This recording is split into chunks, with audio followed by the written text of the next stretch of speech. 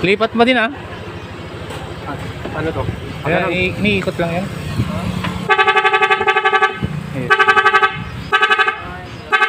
Palitan mo.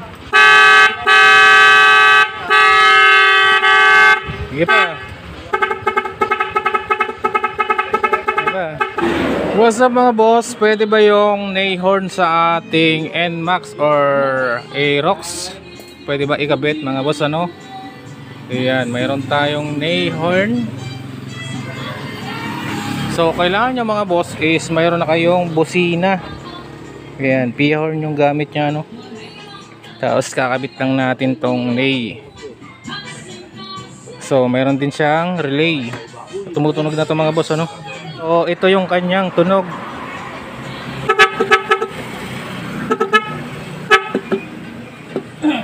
So nakita ko na yung trigger mga boss ano. Ground yung kanyang trigger.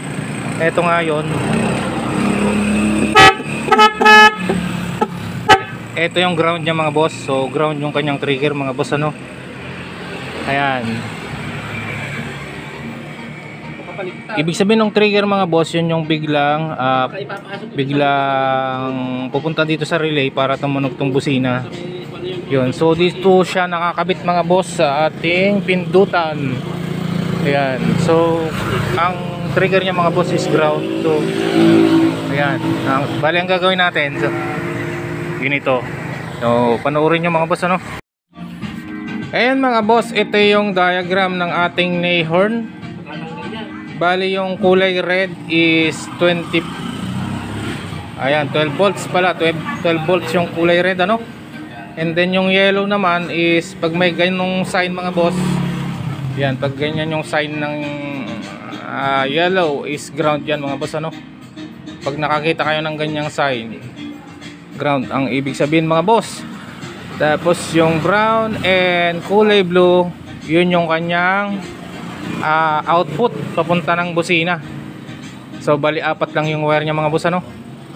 Papunta ng busina yung brown at saka yung blue. Then yung red is 12 volts. Then yung yellow naman mga boss is ground. So apat lang. Ito yung mga boss. Yellow, ito yung 12 volts. Ito naman yung ground. Ito papunta ng busina to mga boss ano. So kahit isa lang yung gamitin nyo, papunta ng relay pwede rin. So ang bali ang papel na lang nito mga boss is trigger na lang siya. Okay, kabit na natin. Okay mga boss, paano ba natin i-connect yung ating nay Pro Music sa ating relay ano? So kunwari ito yung ating relay. Gumagana na yan boss ano. Kunwari gumagana na yan. So pinakita ko sa inyo kanina na tumutunog na yung busina. Ito yung ating relay. Boss relay yung gamit natin mga boss ano. So yung 30 ng relay mga boss ay nakakonect yan sa battery ano. And then yung 87 naman sa busina. Sa busina yung nakakabit mga boss ano. So tumutunog na yan. Yung negative saka yung positive, yung 85 saka yung 86. Ito yung trigger niya mga boss para yung 12 volts na galing sa battery mapunta sa 87 ano. Tapos papatunogin niya yung busina. Ayan, kung mapapansin nyo, di ba mga boss, yung busina nyo is may dalawang wire. So isa doon is yung stock yung busina, di ba, may dalawang wire. Yung isa doon mga boss is negative at yung isa naman is yung positive. Kaya tumutunog yung busina mo mga boss. Ngayon, yung galing sa handle switch mo mga boss na, di ba, pinipindot mo yung busina, yung galing doon sa handle switch mo, yun yung trigger. Pwedeng iba-ibang model kasi mga boss. Iba-iba yung gamit nilang trigger. Yung iba is positive, yung iba naman ay negative. So pinakita ko naman sa inyo mga boss kanina na negative yung gamit ng NMAX na trigger sa busina ano. So yun yung nakakabit sa kanyang relay. Ngayon mga boss, paano nga ba natin i-connect yung ating nay 3 Pro Music sa ating relay ano mga boss? So bali ang papel na lang ng ating nay mga boss is magiging trigger na lang siya. Oo mga boss, magiging trigger na lang yung nay. para yung tugtog na ginagawa nito isasalin niya doon sa relay at yung relay naman yung magpapatunog sa busina. So ganun yung mangyayari dyan mga boss ano. So paano nga ba natin gagawin yun mga boss ano? Iyan. Nilagyan ko ng mga kulay yan mga boss para kamukha siya nung mga wire diba nung nai. So ito red dapat to eh. Wala akong red mga boss kaya medyo orange yan. So ito dapat mga boss red. So lalagyan natin ng red. Yan. Yung red na yan mga boss, i-connect nyo yan sa ACC wire. Yan sa may susi. Sa output ng susi. ACC wire mga boss. Iba't ibang model, iba-iba yung kulay ng ACC wire ano. Pero sa Yamaha is brown. So sa brown nyo ikakabit mga boss pag Yamaha yung ginagawa nyo. And then yung itong kulay blue. So mukha siyang green mga boss ano, pero kulay blue yan. Dito nyo ikakabit sa ating positive na 85 ng relay. Para yung magiging output nito mga boss, siya yung magti-trigger na dito sa ating relay. Yung tugtog nito dito mapupunta. Okay mga boss, kung may nakakabit dito na positive, yung dating installation ng relay, tatanggalin mo na yun mga boss ano. Ito na yung ilalagay mo, yung galing sa nai. So tatanggalin mo yung dating nakakabit dito na positive sa ating 85. So tatanggalin mo na yun. Ito na yung ilalagay mo. And then yung yellow, di ba ground yan mga boss, dito natin ikakabit naman sa negative ng ating relay.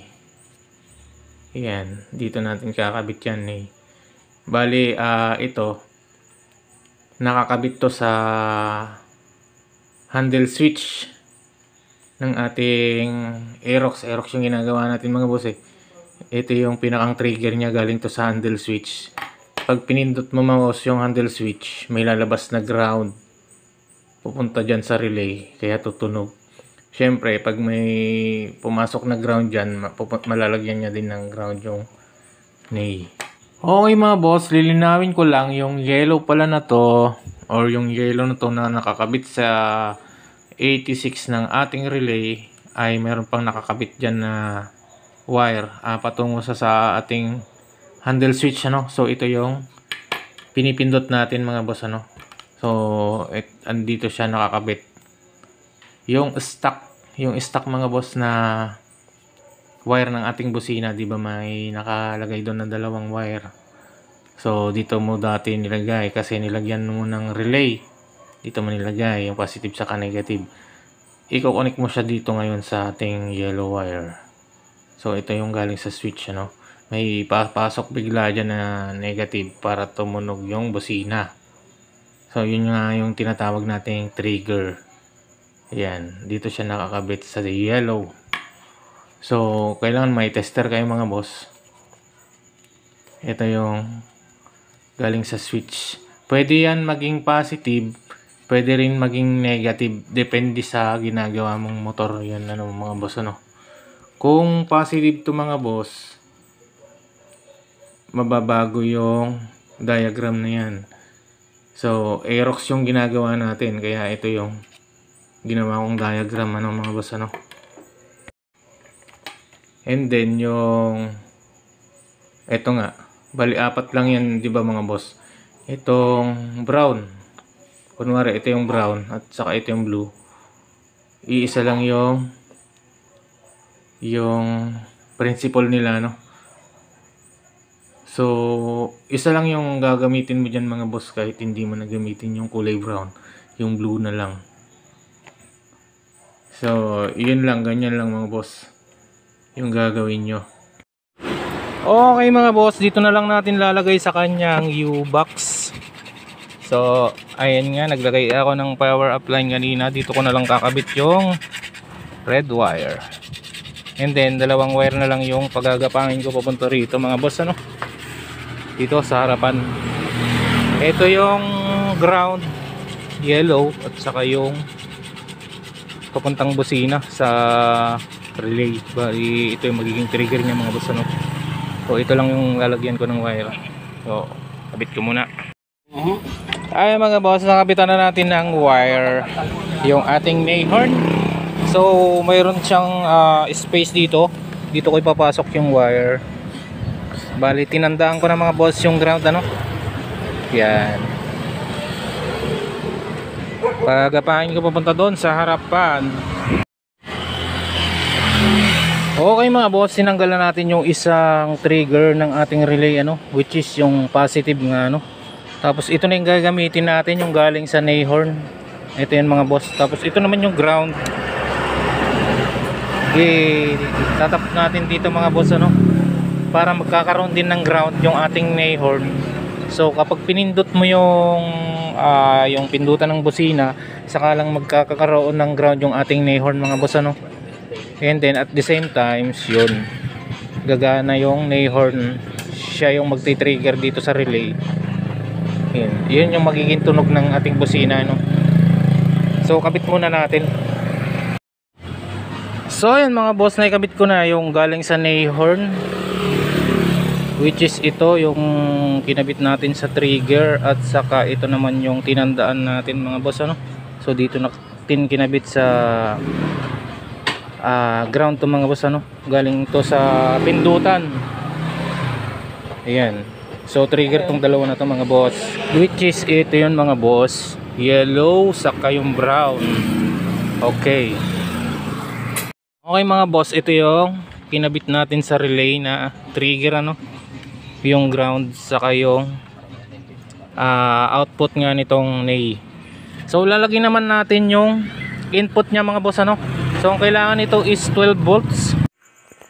Okay mga boss, wag nyo na palang ikabit yung red wire dun sa inyong battery, ano. So ilagay nyo sa accessories wire. So nagkamali ako, binago ko yung ginawa ko dyan mga boss, ano. Kasi pag pinatay mo yung susi, bigla na lang tutunog yung motor, yung busina, ano, kahit nakapatay na yung susi. So sa accessories wire nyo ilagay mga boss, ano, wag sa battery.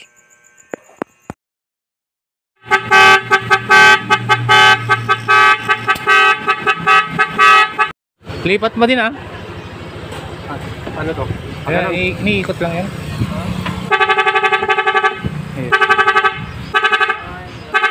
Palitan mo.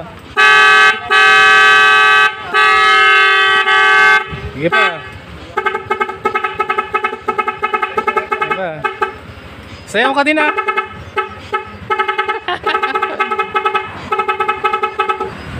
Sige pa.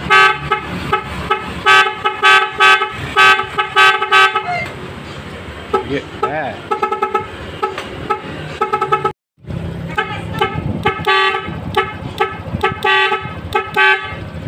Yes. Mahina yan, ano. Mahina isa, ano.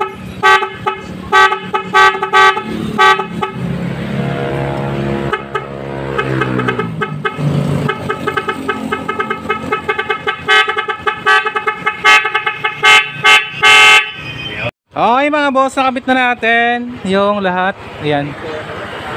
So ganun lang yung gagawin nyo mga boss, ano. Yung red lalagyan nyo sa 12 volts, and then yung yellow sa ground. Ito output papuntang relay, ano. So gagawin nyo lang siyang trigger, ano. Ayan. So ito hindi nyo nalalagay mga boss.